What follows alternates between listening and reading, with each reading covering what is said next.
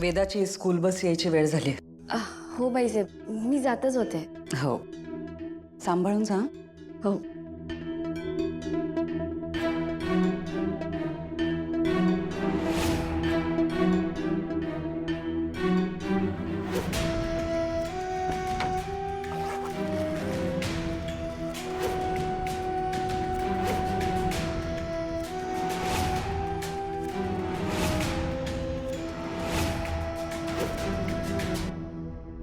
आई,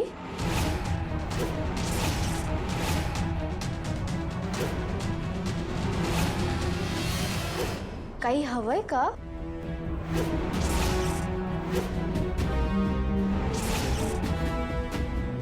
अगं, ही मीरा स्वतःची बॅग इकडे किचन काउंटरवरतीच ठेवून गेली. ती खाली पडली आणि सगळे कपडे बाहेर आले.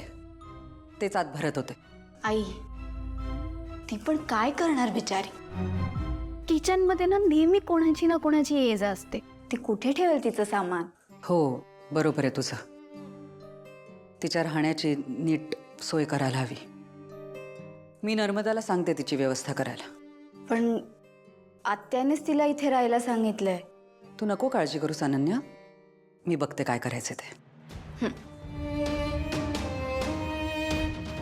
आई, तू ज्यूस पिणार का? नाही, नको. आणि पिरा आणून देईल तुला खोलीत. तू कशाला? नाही, घेते मी.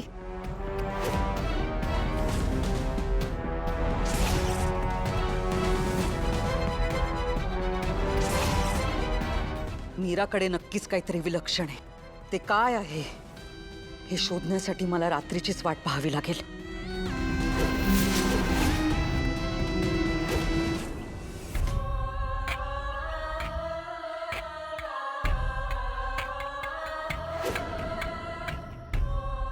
बघतो म्हातारा तिकडे बसलाय. काय म्हातारा? तर जा आणि माझ्या लग्नाचा विषय काढ त्याच्याकडे जा.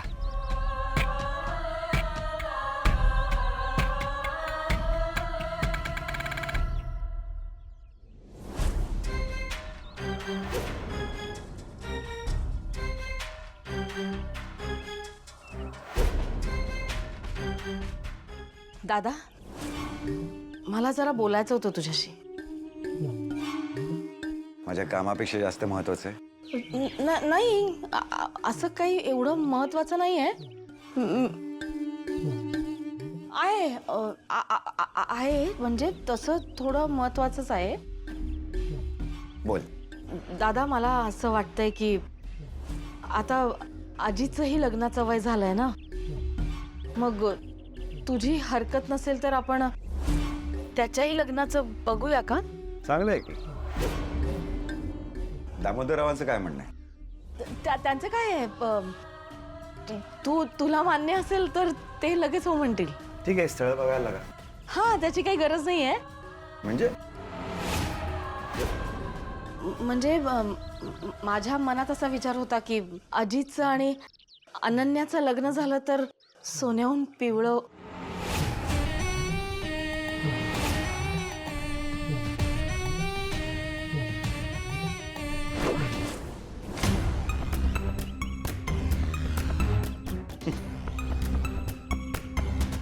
आणि अजित आणि अनन्या यांच्या लग्नाचा मी विचारही करू शकत नाही.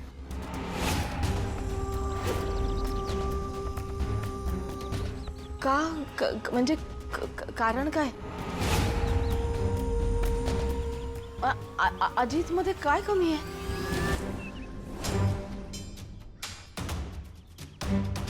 काय कमी नाहीये ते विचारणार मला.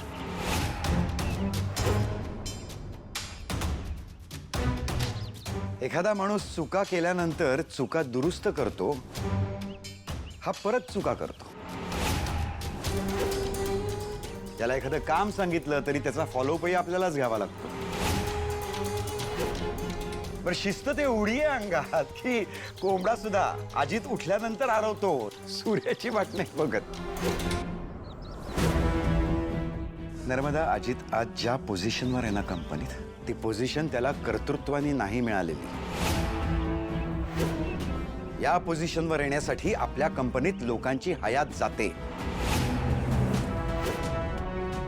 त्यामुळे त्याच्या लग्नाचा विचार करण्याआधी लग्नाची जबाबदारी त्याला पेलवणार आहे का याचा आधी विचार कर.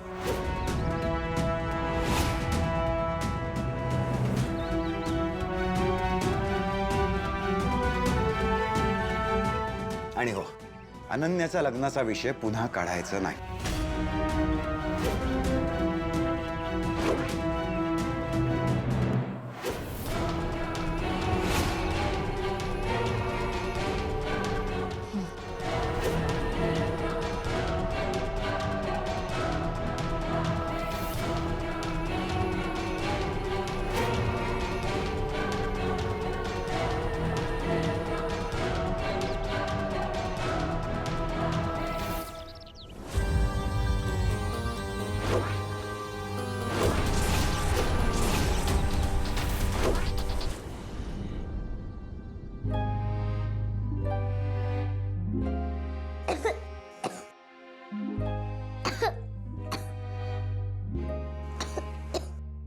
काय ग वेदा, खोकला कसा झाला?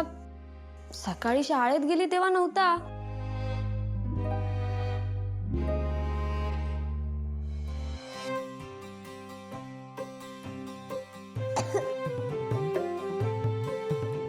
काय ग टमे, अशी कशी तुझी मैत्रीण?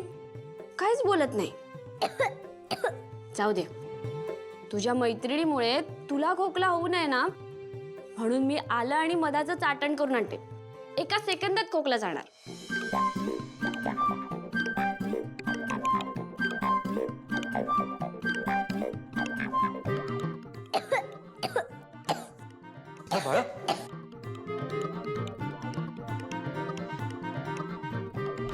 हो, कुल्फीमुळे कशी होईल सर्दी? आणि असे मी ना तिला कडुनिंबाची चटणी दिली आहे, काही होणार नाही.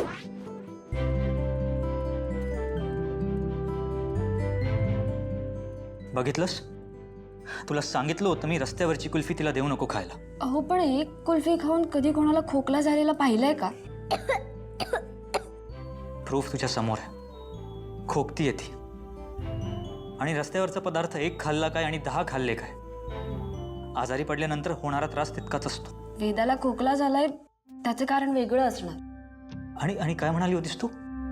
कडुलिंबाची चटणी दिली तिला आणि त्याच्यामुळे तिला त्रास होणार नाही. होतोय तिला त्रास, माझ्या वेदाला. हो पण अथर्व, मीरा, काय झालं? का वाद घालताय? बाईसाहेब बघा ना, तुम्हीच समजवा ना यांना. काय झालं अथर्व? आई, हिने वेदाला रस्त्यावरची कुल्फी दिली होती खायला आणि आता वेदा खोकतीये. बघ अथर्व, वेदाला त्याच्यामुळे खोकला झालेला नाहीये. वेदाच्या शाळेत एका नवीन बिल्डिंगचं बांधकाम सुरू आहे. त्याच्या धुळीमुळे सगळ्यांना त्रास होतोय. फक्त मुलंच नाही तर शिक्षकही आजारी पडतायत. तुला कोणी सांगितलं? मी फोन केला होता तिच्या शाळेत. आपल्या अनाथ आश्रमाच्या एका कार्यक्रमासाठी वेदाच्या प्रिन्सिपलना इन्व्हाइट करायचं होतं म्हणून. तेव्हा कळलं मला.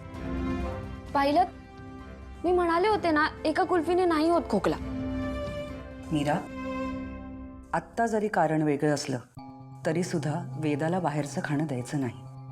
बरं बाईसाहेब, नाही देणार. थँक्यू. हेच आधी ऐकलं असतं ना तर इतकी चर्चा करायची गरज पडली नसती. अथर्व,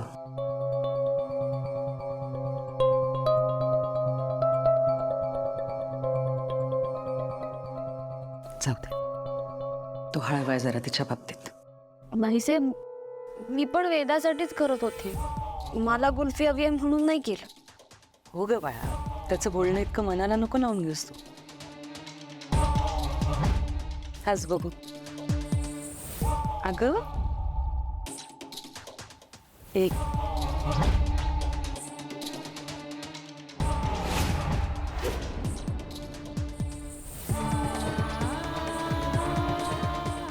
सॉरी.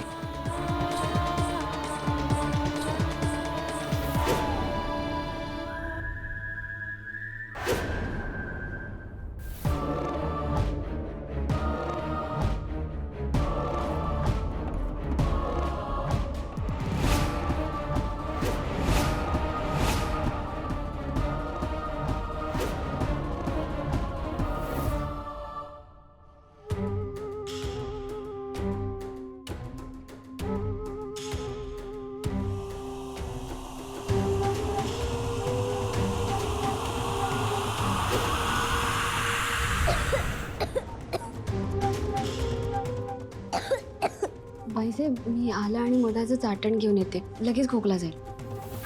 आलेच मी.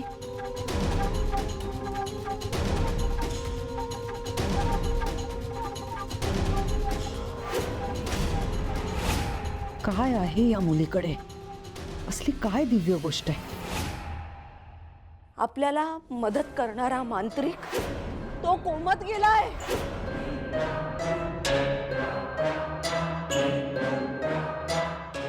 देवा, या भीतीने झोप पण लागत नाही. हो, अहो उठा ना. अहो मी काय म्हणतेय. अहो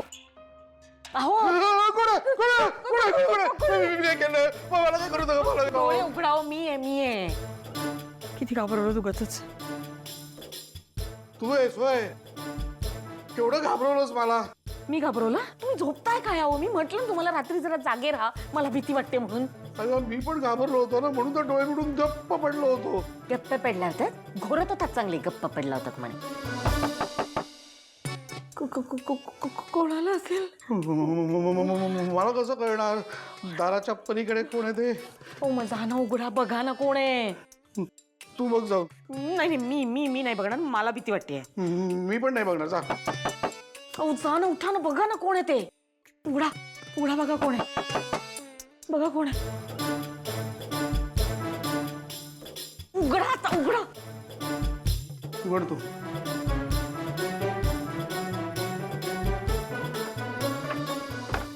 काय किती वेळ झाला मी दार वाजवते. अगं तो मांत्रिक कोमात गेल्यापासून ना भीतीच वाटते जाम मला. आम्हाला? हा आम्हाला. हो आय नो, पण आत्तापर्यंत आपल्याला काही त्रास नाही झालाय ना. म्हणजे आपण सेफ होत. रिलॅक्स, काही नाही होणार आपल्याला. पण काही झालंच तर? नाही म्हणजे काही झालं तर, म्हणजे तुम्हाला दोघांना काही स्ट्रेंज अनुभव आले तर सगळ्यात आधी येऊन मला सांगा. मी बघते काय करायचं ते. बिंदास.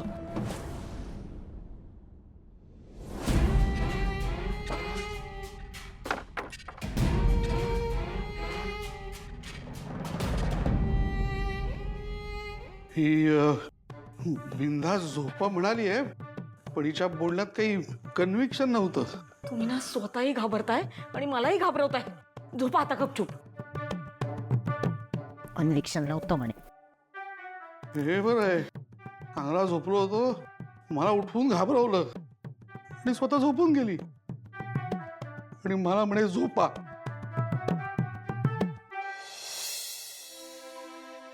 झोपली का ग वेदा? हो झोपली. आल्या आणि मधाचं चाटण घेतलं तर तिचा खोकला जरा कमी झालाय. शांत झोप लागली आता तिला. छान काळजी घेतेस तू तिची. असं फक्त तुम्हालाच वाटतं. अथर्व तुला बोललं त्याचं वाईट वाटलं का तुला? हो बाईसाहेब, वाईट वाटेल असंच बोलले ना ती. तुम्हीच मला सांगा, वेदाला जर आपण कुल्फी वगैरे खायला दिलीच नाही तर तिच्या बालपणातली गंमतच निघून जाईल ना. मला ना तुझा स्वभाव फार आवडला. मनमोकळीस एकदम. मला असंच राहायला आवडतं. माझ्या मनात जे असतं ना तेच ओठावर असतं. गप्पाचुपी करायला नाही आवडत. कायम अशीच राहा. आणि अथर्वच्या बोलण्याचं इतकं वाईट वाटून घेऊ नकोस. खरं सांगू का, मी जेव्हा लहान होते ना तेव्हा शाळेच्या मधल्या सुट्टीत आम्ही बाहेर जायचो. बाहेर ना हातगाड्या लागलेल्या असायच्या, त्याच्यावरती चिंचा, कैरी, बोरं, आवळे सगळं मिळायचं. आम्ही ते विकत घ्यायचो आणि शाळा सुटेपर्यंत थोडं थोडं खायचो. मस्त तिखट मीठ लावलेलं. तोंडाला पाणी सुटलं बघ. तेव्हा काय 1-2 रुपयात एवढं मिळायचं ग. आता मला सांग काय मिळतं 1-2 रुपयात, नाही का? तेव्हाची ना मजाच वेगळी होती. पण आत्ताच्या मुलांना ना ती मजा घेता नाही येत. आता कसं आहे, प्रत्येक गोष्टीच्या मागे त्यांना ब्रँड हवं, नाही का? हो ना. मी मगाशी तुला अथर्व समोर नाही म्हणाले, पण मला असं वाटतं की तू वेदाला या सगळ्या गोष्टींचा आनंद घ्यायला शिकव. चालेल. मला ना या सगळ्या गोष्टी फार आवडतात. म्हणजे मी गावाला असताना ना झाडावरती चढायचे आणि चिंचा, बोरं, कैऱ्या सगळं पाडायचे. फार मज्जा यायची. हो, मला सांग, यापैकी तुला जास्त काय आवडतं? मला मला ना कैरी फार आवडते. अच्छा. हो पैसे मी हे ठेवून येते हा. हो. कैरी.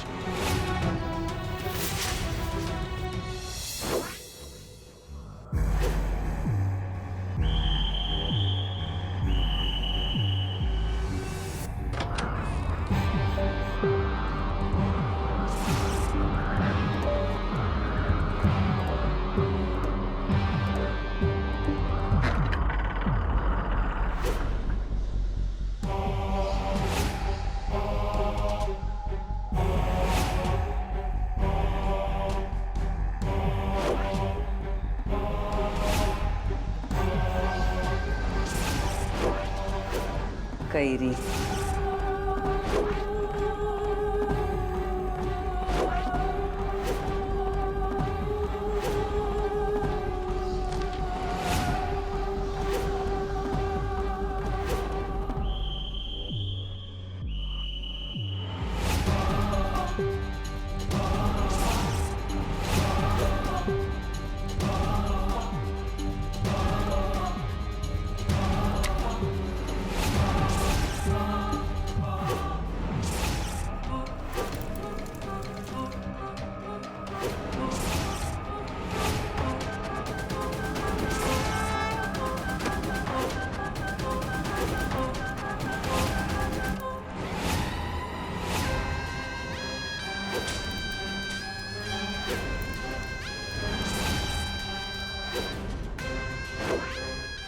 चुकतंय, काहीतरी चुकतंय.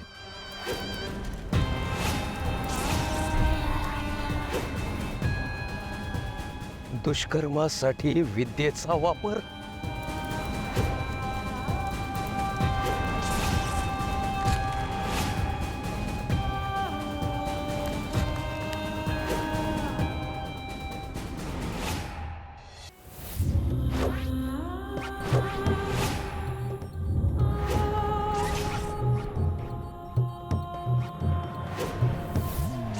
मोहिनी. मोहिनी घातली मी सगळ्यांवर.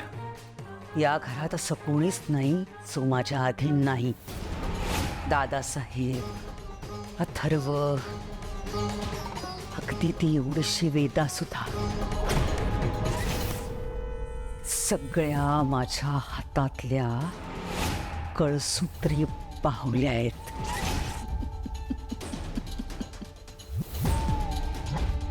आणि आता त्यात आणखी एकाची भर. मीरा, तू सुद्धा आता माझ्या हातातली बाहुली होऊन राहशील. आणि मग मला कळेल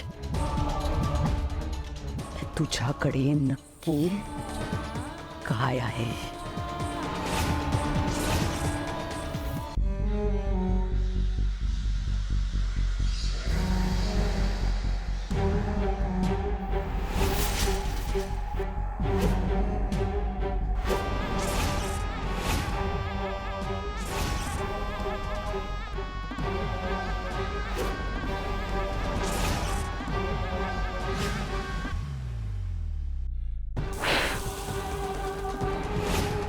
मीरा, तुझं माझ्या जगात स्वागत आहे. तू असं समजू नकोस की मी तिथे नाहीये म्हणून मी काही करू शकत नाही.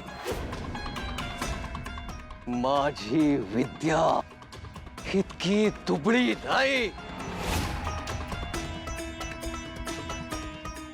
आज, आता, या क्षणी माझं स्वत्व आणि माझी इतक्या वर्षांची विद्या, जिच्याशी मी कधीच प्रतारणा केली नाही, ती मी पणाला लावतोय. आणि मला खात्री आहे हे सारं विफल होणार नाही.